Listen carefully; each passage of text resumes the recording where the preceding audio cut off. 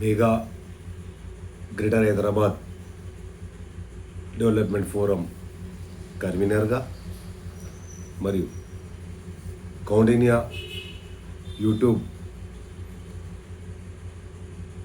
Channel subscribe చేసుకోవాలని కోరుతూ ప్రతి ఒక్కరూ ఈ వీడియోను తిలకించిన పిమ్మట లైక్ చేసి సబ్స్క్రైబ్ చేసుకొని కామెంట్ చేయాల్సిందిగా మనసా వాచ కోరుతూ, ముఖ్యంగా చూస్తే ఈరోజు గౌరవ ముఖ్యమంత్రి వర్యులు శ్రీ యనమల రేవంత్ రెడ్డి గారు హైదరాబాదును యొక్క దిశను మార్చే క్రమంలో ఎన్నో అభివృద్ధి కార్యక్రమాలను చేపడుతున్నారు. అందులో భాగంగా గోషమేల్ నియోజకవర్గం, బేగంబజార్ డివిజన్ మరియు గన్ఫౌండి డివిజన్ బార్డర్లో ఉన్నటువంటి కోటి ఉమెన్స్ కాలేజ్గా పేరు ప్రఖ్యాతలు గాంచినటువంటి ఆ యొక్క మహిళా కాలేజ్ను వారు దాని యూనివర్సిటీ స్థాయికి అప్గ్రేడ్ చేయడం జరిగింది. మరి దాని పేరు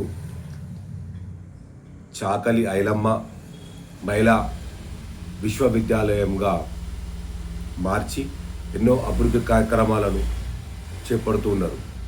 అక్కడ శంకుస్థాపన చేసిన పిమ్మటనే అక్కడ ఎన్నో వివిధ తరగతులకు సంబంధించినటువంటి భవనాలను కూడా వాటి ఏర్పాటుకు యుద్ధ ప్రాతిపదికన భవనాల నిర్మాణం కూడా ప్రారంభం జరిగింది.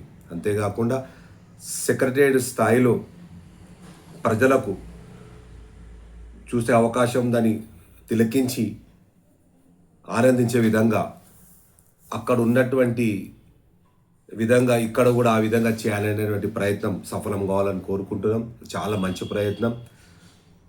ఆ కళాశాల ఏర్పాటు మూలంగా కూడా రాబోయే రోజులలో కూడా రద్దీ పెరిగే అవకాశం ఉన్న దృష్ట్యా తమరు విశాల హృదయంతో ఒకసారి ప్రాక్టికల్గా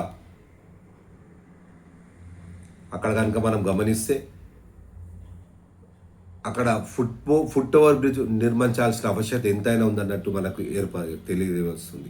అక్కడ ఉన్నటువంటి విద్యార్థులనే కానివ్వండి, పాదచారులనే కానివ్వండి, అక్కడ కోటి మెటర్నిటీ హాస్పిటల్, డిఎంహెచ్ఓ ఆఫీసు, అక్కడ ఎన్నో కళాశాలలు, మళ్ళీ తర్వాత అది ఒకప్పుడు హైదరాబాద్కే పేరుగనిన ప్రాంతం కోటి. ఇప్పటికీ మన రాష్ట్రం నుంచే కాకుండా చుట్టుముట్టు రాష్ట్రాల నుంచి కూడా ఇప్పటికీ అక్కడ నిరంతరం షాపింగ్ కోసం అని చెప్పి బడిచోటికి అయితేనేమి, సుల్తాన్బాద్కి అయితేనేమి రావడం జరుగుతున్నది. రద్దీ నిత్యము విపరీతంగా ఉన్నది.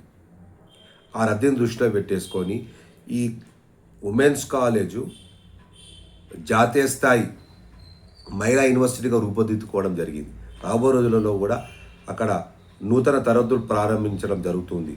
కావున రద్దీ పెరిగే అవకాశం ఉంది. కావున అక్కడ ఫుట్ ఓవర్ బ్రిడ్జ్ను కనుక కోటి ఉమెన్స్ కాలేజ్ నుంచి అటువైపు director of medical and health education department వరకు కనుక ఫుట్ ఓవర్ బ్రిడ్జ్ వేస్తే కనుక చాలా బాగుంటుంది.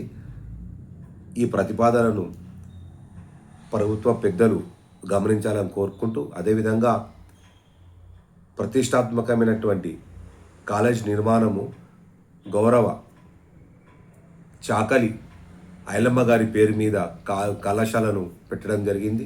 చాలా హర్షణీయం. అదేవిధంగా ఆవిడ గారి యొక్క విగ్రహాన్ని కూడా ఆ చౌరస్తాలో మనకు ఏర్పాటు చేస్తే దాని యొక్క ఔన్నత్యాన్ని ప్రజలకు తెలియజేసిన వాళ్ళమవుతాం. ఆ విగ్రహ ఏర్పాటు పైన కూడా ఆలోచన చేయాల్సిందిగా కోరుకుంటూ, ఇకపోతే పాత ఆంధ్ర బ్యాంకు, గాంధీ జ్ఞాన మందిర్, తిలక్ పార్క్ ఆ చుట్టుముట్టు ఫుట్పాత్ను పాదాచాలు పోయే విధంగా మలిచినట్టయితే చాలా బాగుంటుంది. ఈ సందర్భంగా నేను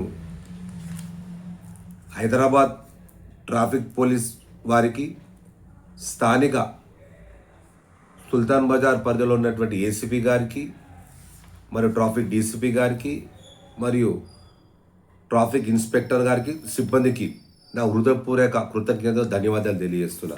ఈనాడు పాదాచారులు గమనించినట్టయితే కనుక మెటర్నిటీ హాస్పిటల్ నుంచి డిఎంఈ హాస్పిటల్ వరకు చాలా విశాలంగా, చాలా హుందాతనంతో వాళ్ళు ఆ ఫుట్పాత్ పైన పోతుంటే చాలా మంచి ఆనందం అనిపిస్తుంది.